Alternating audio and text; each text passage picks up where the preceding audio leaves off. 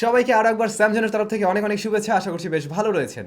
বাংলাদেশ মার্কেটে রিয়েলমি কিন্তু আজকে নতুন আরো একটি স্মার্টফোন লঞ্চ করে দিল, রিয়েলমি C12। তাহলে যা দাঁড়ালো, এ মাসে আমরা রিয়েলমির তরফ থেকে তিনটে স্মার্টফোন পেয়ে গেলাম। তো এই যে রিয়েলমি C12, এটা কিন্তু এন্ট্রি লেভেল বাজেটের কাস্টমারদের কথা মাথায় রেখেই মার্কেটে নিয়ে আসা হয়েছে। এই স্মার্টফোনের দাম ধার্য করা হয়েছে 10,990, মানে 11,000 টাকা। তো 11,000 টাকায় কী কী থাকছে একটু জানা যেতে পারে। ফুল রিভিউ আমরা দিব 28 তারিখে। তো আজকে একটু আনবক্সিং করে দেখছি আর কী কী রয়েছে জানা যাক। আর এর বাইরেও কিন্তু আরও দুর্দান্ত বেশ কিছু টেক নিউজও রয়েছে। চলুন শুরু করা যাক। পুরো ভিডিও নিয়ে আমি স্যাম থাকবো আপনাদের সাথে। আপনারা দেখছেন স্যামজন। যারা নতুন রয়েছেন চ্যানেলটি সাবস্ক্রাইব করে আমাদের সাথেই থাকুন। রিয়েলমি ফোনের রেগুলার বক্সের তুলনায় এর বক্সটা একটু ছোটো মনে হয়েছে। চলুন খুলে দেখা যাক কোন জিনিসের ঘাটতি রয়েছে।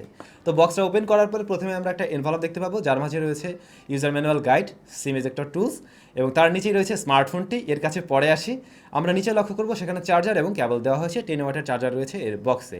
এই হচ্ছে মূলত বক্স কন্টেন্ট। তার মানে এখানে আমরা ওই কাভারটি পাচ্ছি না, যেটাই মিসিং রয়েছে। ওটা দিয়ে দিলে অবশ্যই ভালো হতে পারতো।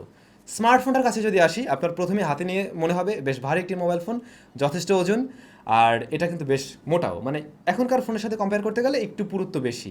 এর পেছনে মেইন রিজন হলো এর মধ্যে 6000 মিলিঅ্যাম্পারের ব্যাটারি দেওয়া হয়েছে, যেটা আবার এই বাজেটের ইউজারদের অনেকেরই কাজে লাগবে। কারণ এ বাজেটে অনেকেই যারা ব্যবহার করেন, প্রায় ম্যাক্সিমামে হয়তো বা ভিডিও টিডিও অনেক বেশি দেখে থাকেন, তাদের জন্য এটা খুব কাজের কিছু হতে পারে। আর এই ফোনটি কিন্তু সম্পূর্ণ প্লাস্টিক বিল্ড। এই বাজেটে প্লাস্টিক বিল্ড সেই হিসাবে আসলে কমপ্লিট করার কোনো জায়গা নেই। আর এটা ধরেও একটা অন্যরকমের ভালো ফিল পাওয়া যাচ্ছিল, মানে অতটা চিপ মনে হচ্ছিল না। অবশ্যই ঠিকঠাক রয়েছে। রেয়ার প্যানেলে আমরা দেখতে পাবো জিওমেট্রিক ডিজাইন, যার উপর একটা গ্রিপ রয়েছে। এর ফলে সহজে দাগ পড়বে না। আর কিছুদিনের মধ্যে হয়তো কাভার টাভার পেয়ে যাবেন, ওটা ব্যবহার করলে আর কোনো সমস্যাই থাকছে না। এই ফোনটাতেও রেগুলার পোর্টস অ্যান্ড বাটন দেওয়া হয়েছে, রয়েছে ডেডিকেটেড সিম কার্ড স্লট, দুটি সিম, একটি মেমোরি কার্ড ব্যবহার করতে পারছেন। তবে এর যে চার্জিং পোর্ট, সেখানে কিন্তু আমরা মাইক্রো ইউএসবি পোর্ট পাচ্ছি। ভালো বিষয় যে 3.5mm হেডফোন জ্যাক রয়েছে। সেকেন্ডারি নয়েজ ক্যান্সেলেশন মাইক দেওয়া হয়নি। ফোনটার রেয়ার প্যানেলে আমরা দেখতে পাবো triple rare camera set up রয়েছে, ফিঙ্গারপ্রিন্ট স্ক্যানার দেওয়া হয়েছে। আর এর ডিসপ্লেতে থাকছে একটি আইপিএস এলসিডি প্যানেল, যা কিনা HD+ রেজুলেশনের। এরকম বাজেটে রিয়েলমি বা অন্যান্য ব্র্যান্ড সবাই HD+ দেয়। তো এটা নিয়েও কমপ্লেন করতে পারছি না এই মুহূর্তে আর কি। আর এই ফোনটার প্রসেসর সেকশনে আমরা দেখতে পাবো সেখানে রয়েছে মিডিয়াটেক হেলিও G35। গতকাল রাতে আমি একটি ফোনের রিভিউ দিয়েছিলাম, যেটা ছিল পোকো C3। এই স্মার্টফোনটা আর এই স্মার্টফোনটার মাঝে বেশ মিল রয়েছে। যেমন এটা 11,000 টাকায় পাওয়া যায় আনঅফিসিয়ালি, আর উনি পাওয়া যাচ্ছেন অফিসিয়ালি 11,000 টাকায়।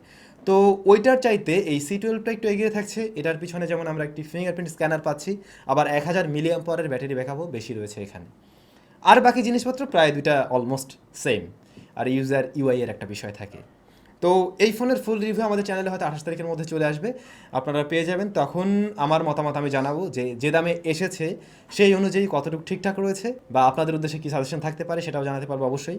তবে আজকের ভিডিওতে আপনারা অবশ্যই কমেন্টস করে জানান এই ফোনটা এই যে 11,000 টাকা বাজেটে বাংলাদেশে লঞ্চ করা হলো, 3GB র্যাম 32GB রম দেওয়া হয়েছে, তার মাঝে যা যা রয়েছে সেগুলো তো আলোচনা করলামই। এগুলো নিয়ে আপনাদের কেমন মনে হয়, যে ঠিকঠাক রয়েছে কিনা এবারের এই দামটা, অবশ্যই কমেন্টস করে জানান। এরপরে দুর্দান্ত নিউজ রয়েছে ওয়ানপ্লাসের তরফ থেকে। ওয়ানপ্লাস নর্ড N100 এই স্মার্টফোন খুব শীঘ্রই লঞ্চ হতে যাচ্ছে।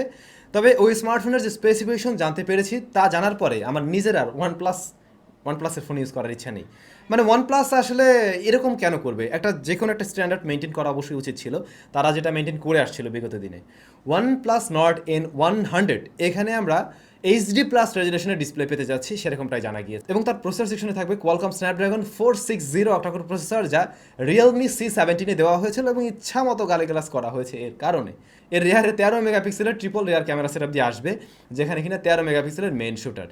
তো একেবারে এন্ট্রি লেভেলের একটি স্মার্টফোন বলা যায়, যার দাম ইন্ডিয়ান রুপির ক্ষেত্রে হতে পারে 17,000, মানে ওই ইউরোপ মার্কেটে যেহেতু লঞ্চ হচ্ছে সেই হিসাব বিবেচনায়। আর বাংলাদেশের ক্ষেত্রে তো সেটা 20,000 প্লাস প্লাস। তো ওয়ানপ্লাসের তরফ থেকে এরকম ফোন আসলে মানে আমি অন্তত চাই না। তবে আপনারা কি চান অবশ্যই কমেন্টস করে জানাবেন। এবারে রয়েছে ভয়াবহ নিউজ, আনঅফিসিয়াল ফোন ব্যানের বিষয়ে বা নেটওয়ার্কিং সিস্টেম বন্ধ করার ব্যাপারে। গতকাল ডেইলি স্টারের একটি প্রতিবেদন থেকে জানতে পারলাম যে আগামী বছরের প্রথম দিকটাতে, 2021-এর একেবারে শুরুর দিকটাতেই নাকি গভর্নমেন্ট আনঅফিসিয়াল ফোনগুলোর নেটওয়ার্কিং সিস্টেম বন্ধ করে দিতে যাচ্ছে, সিম কানেকশন অফ হয়ে যাবে। তো ওই নিউজের তথ্য অনুযায়ী বিটিআরসির সহকারী পরিচালক জাকির হোসেন খান উনি যেটা বলেছেন যে গভর্নমেন্ট এটা এবছরে অফ করে দিত, এবং সেরকম কথাবার্তা হয়েছিল বা কার্যক্রম চলছিল আর কি। কিন্তু এবছরের যে সিচুয়েশন, এই কারণেই ডিলে হয়েছে। তবে নেক্সট ইয়ারের শুরুর দিকটাতে নাকি তারা এই ধরনের কার্যক্রম পরিচালনা করতে যাচ্ছে বা স্টার্ট করবে। এটা নিউজের কথাবার্তা, আমার কথাবার্তা নয়। এ ব্যাপারে আপাত দৃষ্টিতে এটুকুই রয়েছে নিউজ। তো ভাই লোক, আজকের টেক নিউজ আর বড় করছি না, লাস্ট ভিডিওর কমেন্টসের উত্তর দেওয়া যেতে পারে। প্রথম কমেন্টটি করেছেন মোফাজুল ইসলাম হৃদয় ভাই। উনি লিখেছেন, ভাই টেকনো স্পার্ক 6 ব্যবহার না করলেও চার্জ 5-6% করে থাকছে না, কারণ কি প্লিজ জানাবেন। ভাই এইটা আসলে কত ঘন্টা পরে চার্জটা কমছে। যে কোনো একটা জিনিস একটা লং টাইমের পর তো চার্জ কমবে, আপনি ব্যবহার না করেও যদি রাতে ফেলে রাখেন চার্জ কিছুটা বার্ন করবে, এটা খুব স্বাভাবিক। তবে আপনি যে বিষয়টা খেয়াল করতে পারেন, আপনার ফোনের ব্যাকগ্রাউন্ডে কোনো অ্যাপ্লিকেশন রান হয়ে আছে কিনা। অনেক সময় আমরা এই ধরনের ঘড়ির জন্য কিন্তু অনেক অ্যাপ্লিকেশন ব্যবহার করি যেগুলো কিন্তু ব্যাকগ্রাউন্ডে রান হয়ে থাকে, ঘড়ির সাথে কানেক্ট না থাকার পরও রান হয়ে থাকে, এরকম কিছু অ্যাপ্লিকেশন রয়েছে। তো এরকম কিছু আপনি ব্যবহার করছেন কিনা সেটা একটু চেক করুন। এসো ইসলামের পথে এই ভাই লিখেছেন, আইফোন 12 বাংলা রিভিউ দেখতে চাই। জি ভাই, অবশ্যই রিভিউ পেয়ে যাবেন, আসুক, আমরা অবশ্যই রিভিউ দেওয়ার ট্রাই করব। ডু এভরিথিং উনি লিখেছেন, ব্রো JLRC-SD906 প্রো 2 কোথায় পাবো? ভাই আপনারা পিসি হাউসে যোগাযোগ করতে পারেন, ড্রোন স্কোয়ারে যোগাযোগ করতে পারেন, এদের কাছে সাধারণত এগুলো পাওয়া যেতে পারে। তো আজকে টেক নিউজ এখানে শেষ করছি। সকলে অনেক বেশি ভালো থাকুন, সুস্থ থাকুন, আর হ্যাঁ, খুব শীঘ্রই এর ফুল রিভিউ নিয়ে আপনাদের সামনে হাজির হয়ে যাচ্ছি। দেখা হচ্ছে নেক্সট ভিডিওতে।